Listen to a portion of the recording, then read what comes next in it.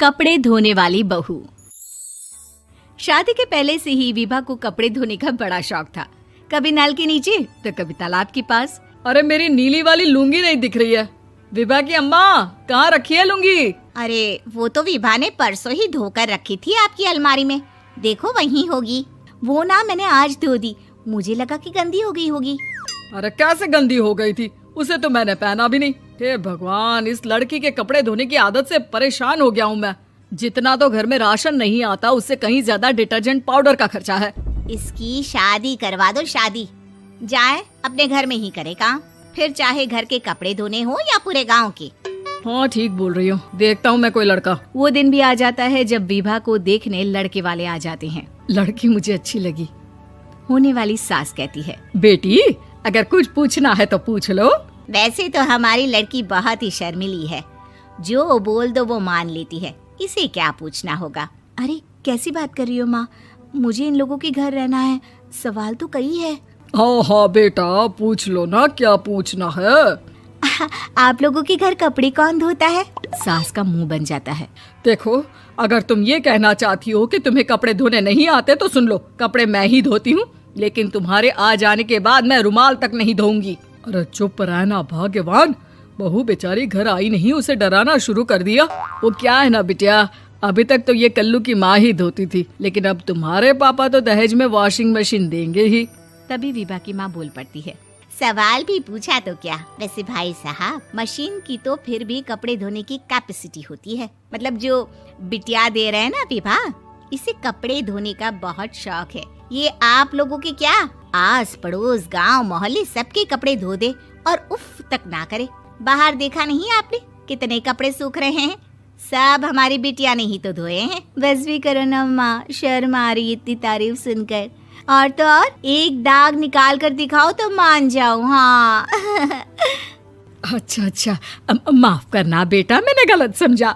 हमें तो रिश्ता बहुत पसंद है। और ऐसे जुड़ जाता है रिश्ता कपड़े धोने का शौक रखने वाली विभा का। उसकी शादी हो जाती है कोयला फैक्ट्री में काम करने वाले कल्लू के साथ। शादी के बाद अचानक विभा चिल्लाती हुई सास के पास आती है। सासू माँ, अरे सासू माँ कहाँ है आप? ये तो धोखा है, धोखा दिया आप लोगों ने मुझे। इसे ससुर के चक्कर के बारे में पता चल गया। अरे तो उसमें तुझे क्यों धोखा मिला है? अरे नल में पानी नहीं आता, कपड़े कैसे कब धुलेंगे? अच्छा अच्छा, तू पानी नहीं आ रहा उसकी बात कर रही है। तो आपने क्या सोचा? कुछ नहीं। अच्छा, तेरी माँ ने कहा था कि कपड़े धोने का शौक है तुझे, याद आया मुझे। शौक शौक बोलकर कपड़े धोने वाले मेरे जुनून को कम ना आके सासू माँ, कपड़ा धोना मेरा गुरूर है। तभी पति भी वहाँ आ जाता है। अभी अभी मैंने इसे सनी देओल की फिल्म दिखाई है, उसी के डायलॉग मार रही है माँ। अच्छा सुन, साफ साफ बता रही हूँ, पानी सुबह 4 से 6 और शाम को 10 से 12 आता है, समझी? विभा टाइमिंग सुनकर हैरान हो जाती है। ये क्या भूतों का मोहल्ला है? सुबह 4 बजे उठकर कौन कपड़े धोता है? 4 बजे टंकी में पानी जाता है, फिर सारा दिन धोना ना, किसने मना किया?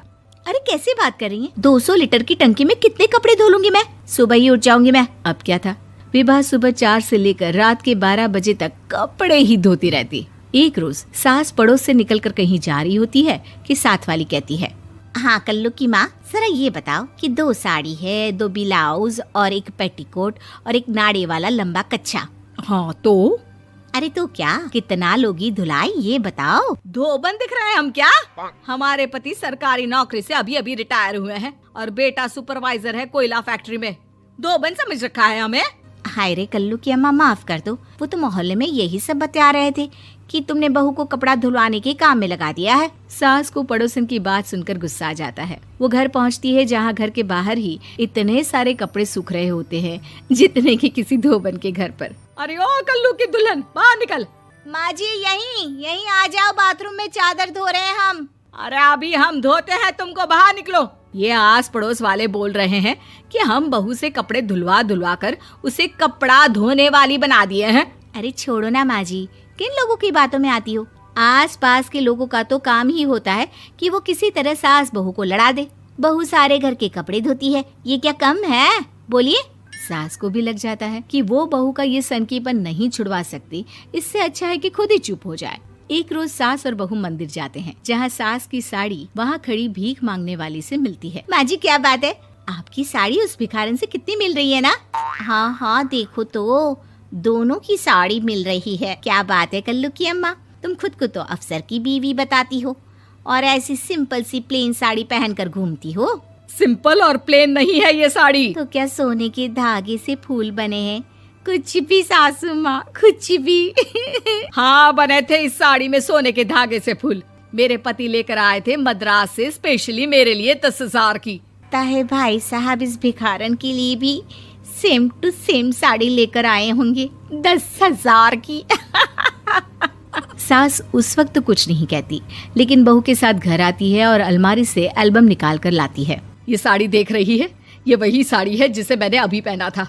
इस साड़ी में ये जो चमकदार फूल दिख रहे हैं ना, ये सोने के धागों से काढ़े गए हैं। लेकिन तू लोकल वॉशिंग मशीन ब्रश से घिस घिस कर सारे फूलों को निकाल कर साड़ी प्लेन कर दी। मुझे माफ कर दीजिए सासू माँ। और तो और, जब मैंने तुझे तेरी गलती के लिए कुछ नहीं कहा, लेकिन तूने तो सबके सामने मेरा मजाक ही बना दिया। क्यों? बहू को समझ में आ जाता है कि अब से उसका कपड़े धोना बंद।